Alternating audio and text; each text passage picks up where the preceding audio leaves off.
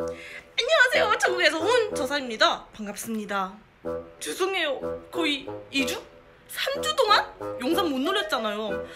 너무 죄송합니다. 출장 많이 하고 요새 스케줄도 많아서 가지고 그래서 계속 편집하는 시간 없거든요. 그래도 오늘은 무슨 영상을 준비했냐면은 그러니까 한국 분들이 솔직히 말하는 중국 약간 관련되어 있는 그런 인터뷰 했거든요. 그래서 진짜 중국이 어떻는지 한번 간단하게 인터뷰 해봤습니다. 근데 왜냐면은 제가 촬영할 때는 오프닝 못 찍었어요. 아니야, 못 찍는 게 아니라 깜빡했어요. 그래서 지금 다시 핸드폰 들고 카메라도 배터리 떨어져서 가지고 그냥 지금 빨리 핸드폰으로 찍고 있습니다. 오늘 영상을 시작하기 전에 구독, 좋아요 잊지 마시고요. 제 인스타그램이나 페이북에서도 놀러오세요. 제가 누구냐면은 저는 한국에서 중국인 크리에이터로 활동하고 있는 저사유라고 합니다. 반갑습니다. 안녕하세요. 저는 김승엽이고요. 저는 중국 절강대학교에서 졸업을 하고 지금 한국에 와 있습니다. 저는 2014년부터 15년까지 1년간 교환학생 갔다 왔어요. 예, 안녕하세요. 저는 김기대라고 하고요. 저는 15년 1학기 때 상해 화동사범대학교에서 한 학기 동안 교환학생 하고 왔습니다. 안녕하세요. 저는 조현성이라고 하고요. 저는 2015년 8월부터 2016년 7월까지 상해대학교에서 교환학생을 하고 왔습니다. 네, 제 이름은 베테랑이고요. 네, 중국에서 어렸을 때부터 살았습니다. 안녕하세요. 7살 때 중국 13년 살았어요. 처음에는 북경에 있었고 그 다음에 신천이라고. 네, 저는 원지윤이라고 합니다. 저는 2015년도 9월에 갔었어요. 근데 그 전에도 좀 많이 다녀왔었어요.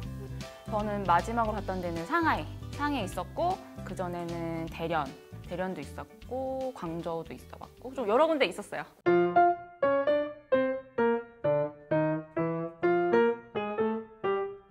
좀 뭔가 삭막하지 않을까? 어쨌든 불편한 게 많지 않을까? 어쨌든 우리나라랑 다르니까 아예 모르는 상태에서 얘기했다고 하면 좀 그런 편견이 있었던 것 같아요. 그때 어렸어서 잘 모르겠는데 근데 주변에 있는 친구들 들어보면 막 중국 위험하지 않냐고 물어보고 막 혼자 다닐 수 있냐고 그런 거 막 말하면 좀 기분 나빠요. 솔직하게 저 때만 하더라도 제가 중국 유학 간다고 했을 때 친구들이 뭐라 했냐면 뭐 장기 조심해라. 중국 가면 소매치기 많단다. 뭐 살인 많이 일어난단다. 뭐 사람 죽이고 약간 이런 얘기들이 진짜 많았어요. 뭐 그렇게 믿진 않았지만 어쨌든 그런 공포감을 가지고 있는 채로 중국에 갔었는데 또 실상 가니까 거기도 사람 사는 곳이고 다 그런 어떤 오해였던 거죠. 좀 막연한 느낌도 있었고, 근데 저희는 중문과다 보니까 선배들이 먼저 갔다 온 선배들이 되게 많잖아요. 그래서 그 선배들이 중국 갔다 온 그 이야기들을 저한테 많이 해줬어요. 중국에 대한 얘기를. 그러니까 한국 사람이 보통 생각하는 그 중국이랑 완전 다르다 뭐 그런 얘기도 했고 되게 재밌게 되게 즐겁게 갔다 왔다 그런 식으로 많이 말을 해줘서 그냥 그런 얘기를 많이 듣고 가다 보니까 진짜 그렇네? 이런 생각을 많이 했던 것 같아요. 근데 막상 가보니까 사람부터 적응하는 동물이고 그런 게 있었다 한들 한국도 불편한 거 있고 중국도 불편한 거 있고 그게 다 차이가 있으니까 다 적응하게 되고 나중엔 다 편해졌어요. 근데 저는 굉장히 놀랐어요. 맨 처음에 딱 항저우 갔는데 엄청 도시 한 10차선 도로가 쫙 있고 그리고 건물도 삐까뻔쩍하고 그리고 무엇보다 항저우에 항저우 도착하고 상하이에 딱 한 달 만에 갔는데 그때 상하이 갔을 때 완전 뻑갔잖아요. 그치. 거기 와이탄에서 푸동 이렇게 바라다 보면서 대도시. 그래서 그때 딱 생각했던 게 한국인들이 조금 이 중국의 발전상을 간과하는 게 있구나. 약간 그런 생각이 엄청 많이 들었어요. 근데 한국에 비해서 좀 더 시끌시끌한 것 같아요. 주변이 막 거리나 그런 것도. 아니 난 더 조용한 것 같은데. 한국이 시끌시끌한 것 같아. 그래? 교통이 한국이 잘 돼 있기로 유명하잖아요. 근데 중국도 굉장히 잘 돼 있더라고요. 그리고 노선도 정말 간단하게 잘 돼 있고 버스도 많고 그리고 일단 교통비도 저렴하고 하니까 굉장히 넓은 만큼 더 잘 다닐 수 있게 돼 있더라고요. 그리고 일단 거기 지하철이 제가 대련은 제 기억에 지하철이 없어요. 근데 상하이는 지하철 노선 굉장히 잘 뚫려 있고 한국이나 뭐 중국이나 비슷한 것 같아요. 근데 다만 아직까지 중국이 좀 더 싸다면 뭐 과일 정도? 네. 일단 상하이 물가는 제가 체험해 봤을 때는 아무래도 중국에서 제일 큰 도시다 보니까 서울이랑 비슷하거나 아니면 그것보다 비싼 것도 있어요. 무조건 서울보다 뭐 비싸다 이건 아니고 저렴한 것도 있는데, 예를 들어서 화장품 서울보다 비싸요. 한국보다 비싸고, 커피값 서울보다 비싸고. 그런데 이제 먹는 거 조금 저렴한데 또 술 많이 먹으면 많이 나오고. 이제 그 당시에는 중국이 뭐든 쌌을 때여가지고 그냥 뭐랄까 그냥 제가 일주일에 인민폐 100원을 이제 용돈으로 받고 살았거든요. 이제 중고등학교 다. 생활비 같은 경우는 사실 쓰기 나름인데 술 좋아하면 돈 많이 나와요. 그냥 어찌됐건 이게 밥 사 먹는 거 이런 거 굉장히 저렴하니까 아껴 쓸 수 있으면 되게 한국 돈 20-30만 원으로 살 수 있을 것 같고, 저 같은 경우에는 절대 못 살고요. 저는 중국 돈으로 한 2,500위안에서 한 3,000원 넘게도 항상 썼던 것 같아요. 그러면 50만 원에서 뭐 60만 원, 70. 나 그때 2,300원 그 뭐야 월세, 그 다음에 용돈 3,000원 받았어. 아마 한 5천, 한 100만 원 썼어 한 달. 한 달에 100만 원? 그 집값이랑 용돈 다 합치면. 돈 그냥 감사합니다. 썼네. 어머니 감사합니다. 어머니 감사합니다. 약간 저는 이거 확실히 아는 게 교통비는 싸요. 중국이 택시비도 조금 싸고. 근데 먹는 거 이런 거 있잖아. 그런 거는 완전 싼 것도 있고 완전 비싼 것도 있고. 그러니까 모든 계층이 다 살 수 있게끔 돼 있는 데가 중국이 아닌가. 서울보다 싸진 않고요. 왜냐면 또 외국 생활 하다 보니까 놀 기회가 많아요. 여행을 가거나 아니면 친구들이랑 좀 좋은 데 가거나, 그래서 오히려 돈을 더 많이 쓰게 되는 것 같았어요. 저도 서울에서도 자취해봤고 상해에서도 이제 자취처럼 지냈는데 오히려 상해에서 더 비싸게 생활했던 것 같아요. 많이 나오면은 뭐 한 7, 80 이렇게 나올 때도 있었던 것 같고, 좀 적게 나오면 한 4, 50 이 정도?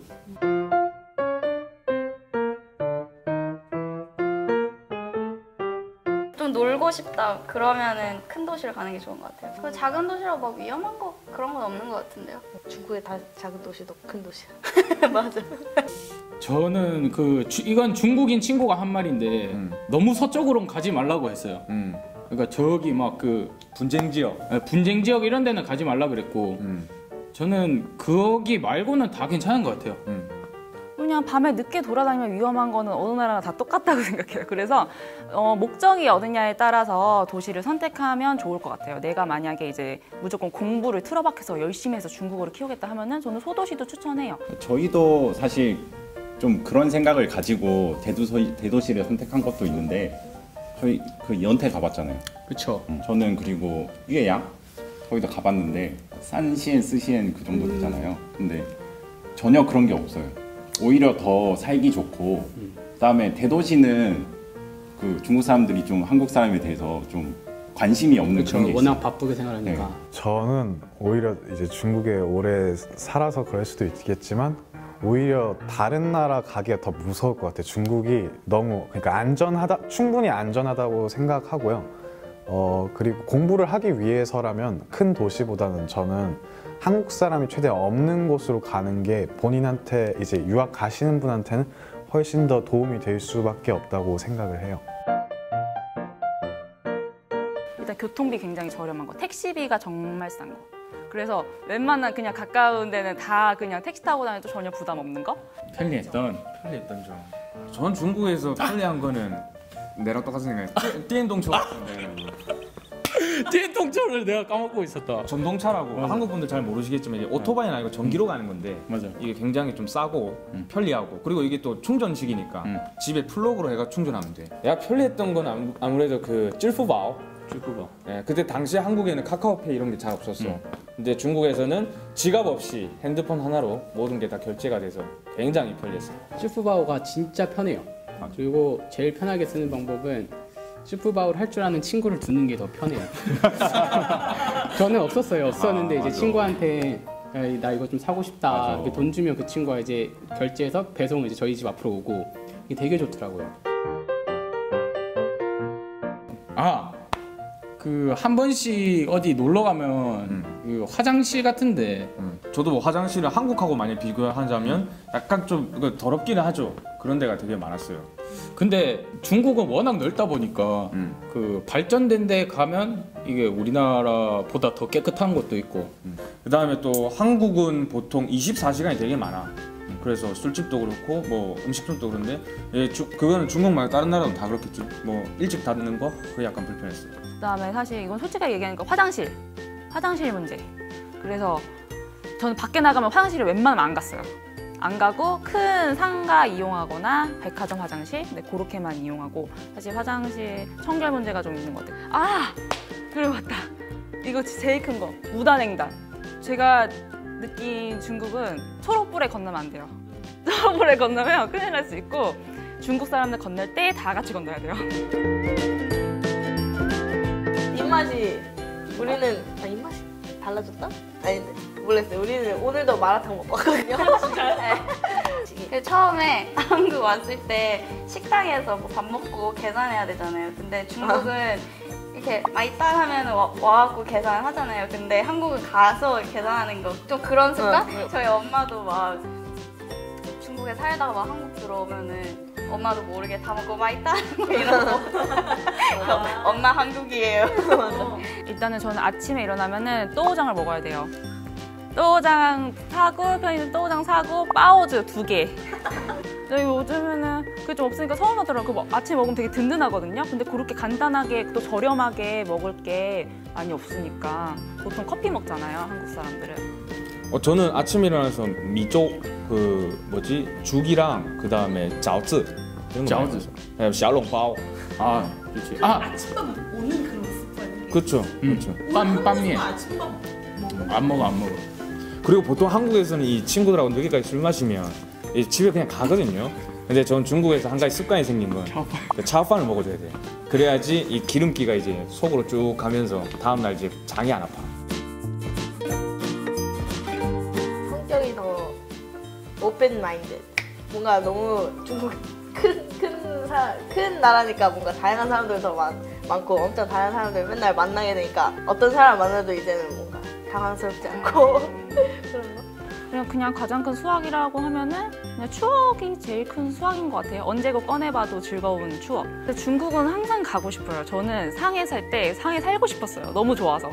그래서 그만큼 좋은 추억이 많았던 곳이고, 그리고 이제 뭐 다양한 친구들, 그다음에 거기서 했던 경험들이 이제 되게 소중한 경험이었어요. 그래서 이런 기회도 만들어졌고, 그래서 더 특별해진 것 같아요. 일단 어딜 가든 이젠 중국 사람이 있잖아요.